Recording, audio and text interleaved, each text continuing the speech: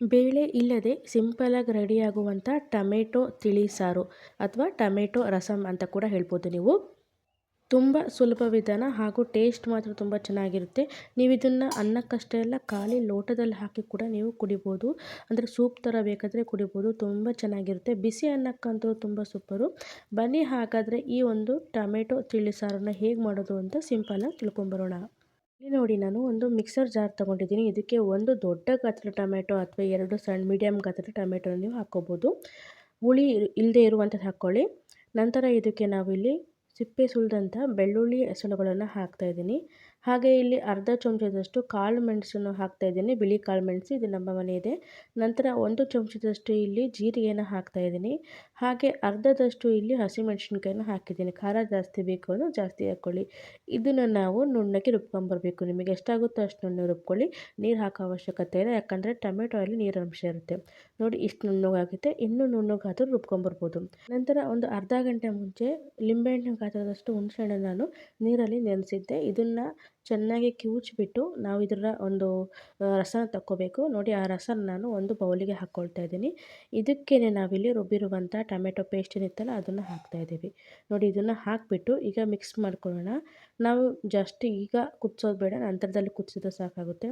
ಈಗ ತಿಳಿ ಸಾರು ಆಗಿರೋದ್ರಿಂದ ಸ್ವಲ್ಪ ನೀರು ಜಾಸ್ತಿ ನೀರು ಬೇಕಾಗುತ್ತೆ. ನೋಡಿ, ಇವಾಗ ನೀರನ್ನು ಕೂಡ ನಾನು ಆ್ಯಡ್ ಮಾಡ್ತಾಯಿದ್ದೀನಿ. ಇಷ್ಟು ತೆಳ್ಳಗೆ ಮಾಡ್ಕೊಂಡಿದ್ದೀನಿ. ನಂತರದ ಬೇಕಾದ್ರೆ ಸ್ವಲ್ಪ ನೀರನ್ನು ಆ್ಯಡ್ ಮಾಡ್ಬೋದು ನೀವು. ಇದಕ್ಕೆ ಹೆಚ್ಚಿರುವಂಥ ಸಣ್ಣದಾಗಿ ಹೆಚ್ಚಿರುವಂಥ ಕೊತ್ತಂಬರಿ ಸೊಪ್ಪನ್ನ ಹಾಕ್ತಾಯಿದ್ದೀನಿ. ಡೈರೆಕ್ಟಾಗಿ ಹಾಕ್ಕೊಳ್ಳಿ ಕುದಿಸೋಕ್ಕಿಂತ ಮುಂಚೆನೇ. ನಂತರ ಸ್ವಲ್ಪ ಇಂಗನ್ನು ಕೂಡ ಹಾಕ್ತಾಯಿದ್ದೀನಿ. ಹಾಗೆ ಇಲ್ಲಿ ಸ್ವಲ್ಪ ಉಪ್ಪು ಹಾಗೂ ಅರಿಶಿನ ಕೂಡ ಇದರಲ್ಲೇ ಹಾಕಿಬಿಟ್ಟು ಈಗ ಮಿಕ್ಸ್ ಮಾಡ್ಕೊಳ್ಳೋಣ. ತುಂಬಾ ಸಿಂಪಲ್ಲು, ಹಾಗೆ ಬೇಗ ಕೂಡ ಆಗುತ್ತೆ. ನೋಡಿ, ಮಿಕ್ಸ್ ಮಾಡ್ಕೊಂಡಿದ್ದೀನಿ. ಈಗ ಇದನ್ನು ನಾವು ಚೆನ್ನಾಗಿ ಕುದಿಸ್ಬೇಕಾಗುತ್ತೆ.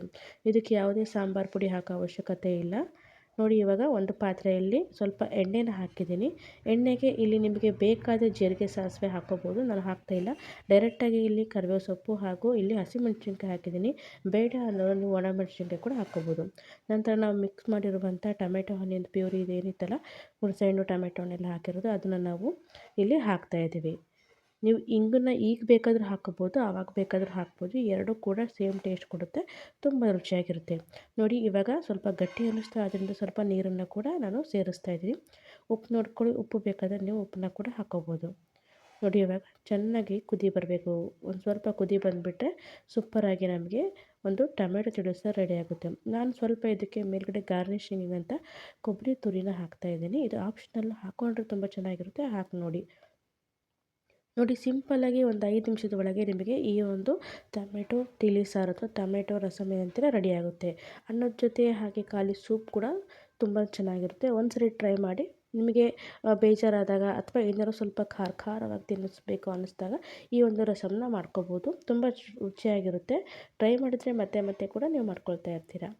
ನೋಡಿ, ಇವಾಗ ಚೆನ್ನಾಗಿ ಕುದಿ ಬಂದಿದೆ. ನಮಗೆ ಟೊಮೆಟೊ ತಿಳಿಸಾರು ರೆಡಿಯಾಗಿದೆ. ಇಷ್ಟೇ ಸಿಂಪಲ್. ನಾನು ಬಿಸಿ ಬಿಸಿ ಅನ್ನ ಮಾಡ್ಕೊಂಡಿದ್ದೆ. ಅನ್ನಕ್ಕೆ ಈ ಒಂದು ತಿಳಿಸಾರು ತುಂಬ ರುಚಿಯಾಗಿತ್ತು. ನೀವು ಕೂಡ ಇದೇ ರೀತಿ ಮಾಡ್ಕೊಳ್ಳಿ ಅಂತ ಹೇಳ್ತಾ, ನಮ್ಮ ಚಾನಲ್ನ ಯಾರ್ಯಾರು ನೋಡ್ತಿದ್ರೆ ದಯವಿಟ್ಟು ಸಬ್ಸ್ಕ್ರೈಬ್ ಮಾಡ್ಕೊಳ್ಳಿ, ಲೈಕ್ ಮಾಡಿ, ಶೇರ್ ಮಾಡಿ. ತುಂಬ ವೀಡಿಯೋಗಳನ್ನು ಹಾಕಿದ್ದೀನಿ, ಹಾಗೂ ನನಗೂ ಕೂಡ ಸಪೋರ್ಟ್ ಮಾಡ್ತಾಯಿರಿ.